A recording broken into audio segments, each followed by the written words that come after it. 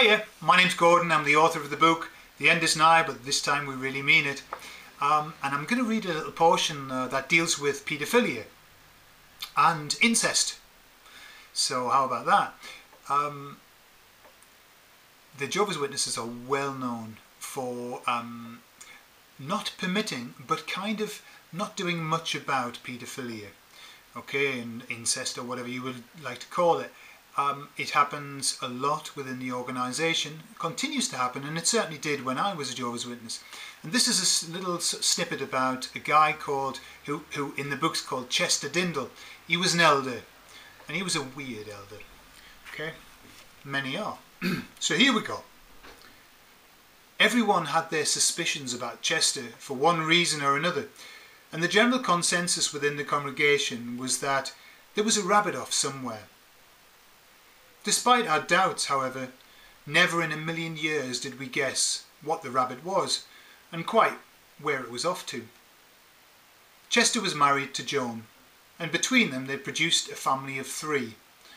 His eldest son had the heady privilege of carrying on the impressive name of Chester, whilst his middle daughter and youngest son were named after the biblical angels Gabriel and Uriel. All of the Chester children were, in my opinion, and in that of most of my peers, very strange. Whether we simply projected some of Chester's bizarre behaviour directly onto his children, or whether they really were weird, wasn't certain. What was crystal clear, however, was that Gabrielle was the congregation's penny farthing. Anyone could ride it. Although I had no personal experience of her easy ways, the older boys would often talk about her freewheeling spirit and her willingness to drop her knickers for the lads. Whether that really was the case or not, Gabrielle was very much the centre of attention for all the teenage boys at the hall.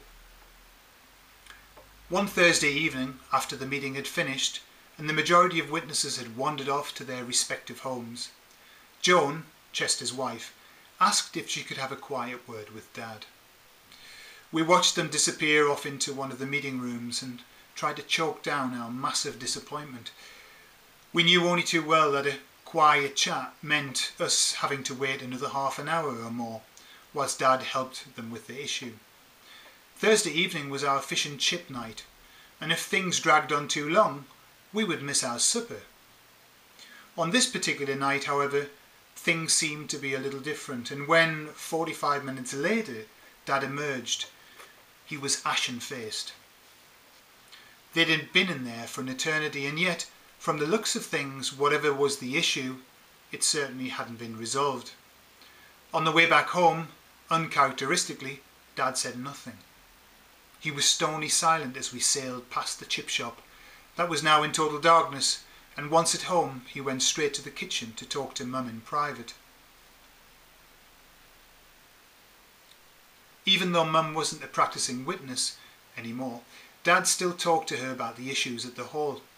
We 3 children huddled close to the kitchen door, straining our ears to glean snippets of information from a conversation that barely rose above a whisper.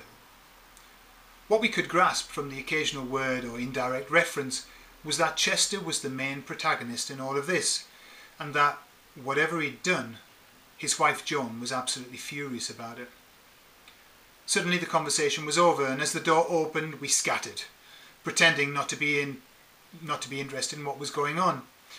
What was clear from both their faces, however, was that this time things were really serious. We were more than bemused by Dad's silence, which in itself meant that this was more than just your bog-standard event. Past ourselves with curiosity, we had no choice than to wait for further information. Yet despite our frustration, we knew perfectly well that it was only a matter of time before Dad spilled the beans. Much as we suspected, that same week he reached the point of no return and could no longer hold the heavy burden of all that secrecy. Such was the enormity of the situation. Dad had already attended an emergency committee meeting the night before, in which the body of elders had interviewed Chester. And so, whatever the outcome was, the result was to be announced from the platform the following Sunday. Aware that we wouldn't be seeing any of the witnesses until then, Dad felt it was safe to bring us up to speed with what had been going on. Sitting us down, he finally satisfied our curiosity once and for all, as he gave us a blow-by-blow insight into the icky, sordid life of Chester Dindal. Note, given the revelation, a blow-by-blow account couldn't have been better put. As every teenage boy at the Hall could verify, with the onset of puberty, Chester's daughter Gabrielle had magically converted into a voluptuous teenager, blessed with all the necessary trappings of a young girl in her prime. At around the same time, apparently, Chester had taken to spending an unnecessary amount of time in the bathroom with her whilst she bathed, insisting on helping her with what he considered to be a two-man process. Note, or at least in his case, it was a one-man and one naked girl process. It hadn't been long before Chester's wife Joan had begun to get suspicious about the goings-on. Yet when she'd questioned him about it, he'd pooh-poohed the whole thing, justifying it as a way of bonding with his family. After all, he'd argued, he was the father of the household, and it was only natural that he should take an interest in his daughter's personal hygiene. For some inexplicable reason, this seemed to satisfy Joan for a while, although her patience and blind trust was taken to its limits when she saw that Chester had recently begun to put on his dressing gown before going into the bathroom with his daughter. Worse still, he'd begun to lock the bathroom door too.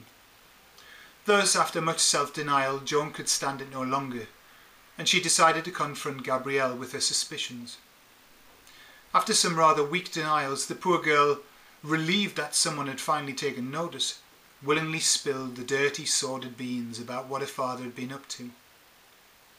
Joan sat stupefied as, in floods of tears, Gabrielle explained how her father had set about educating her in the anatomical differences between a man, namely himself, and a woman, namely herself.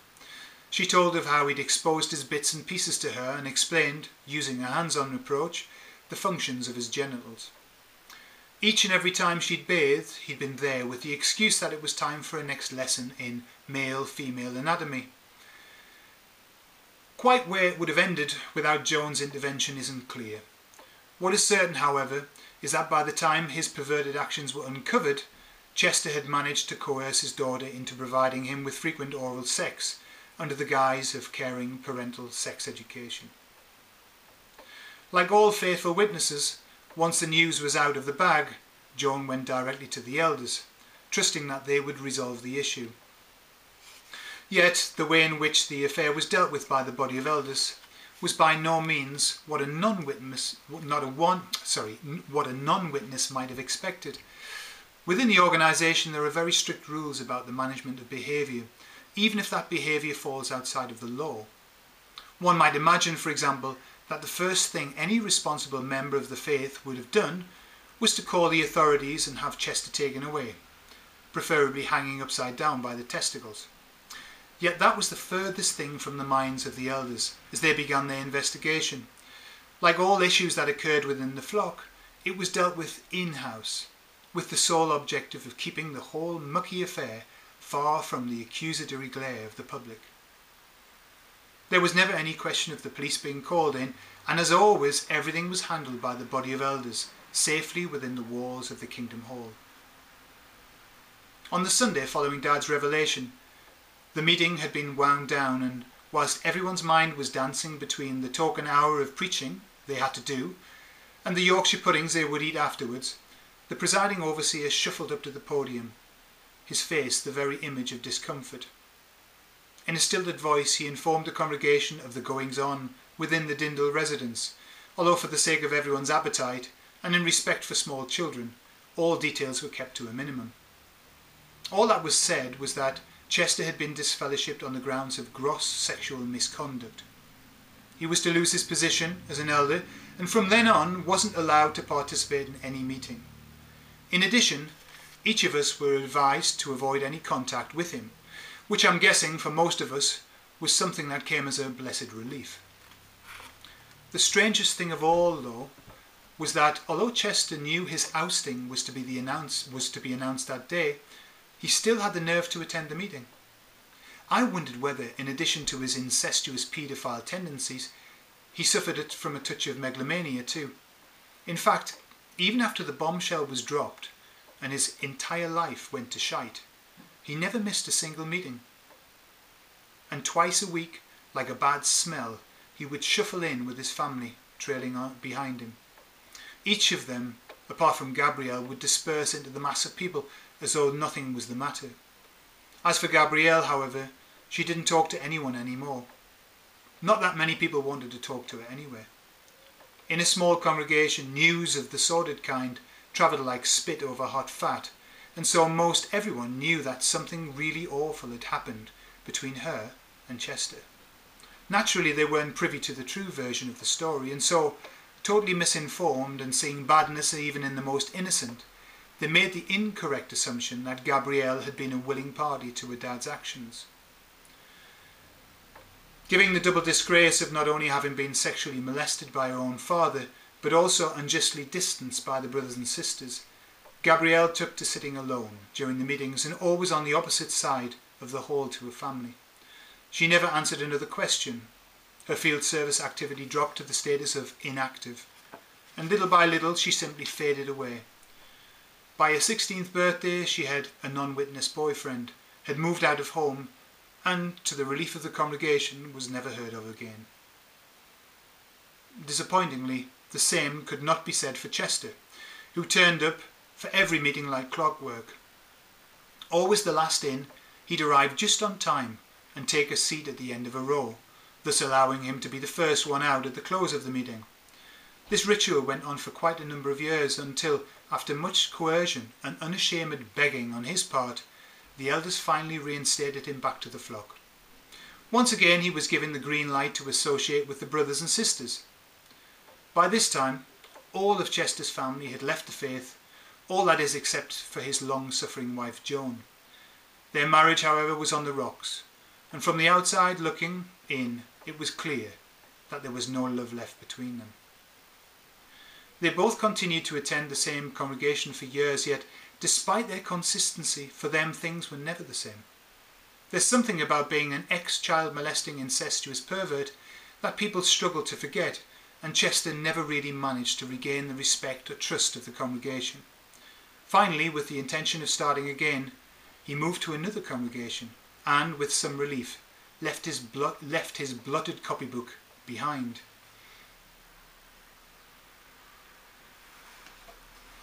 So there we have it.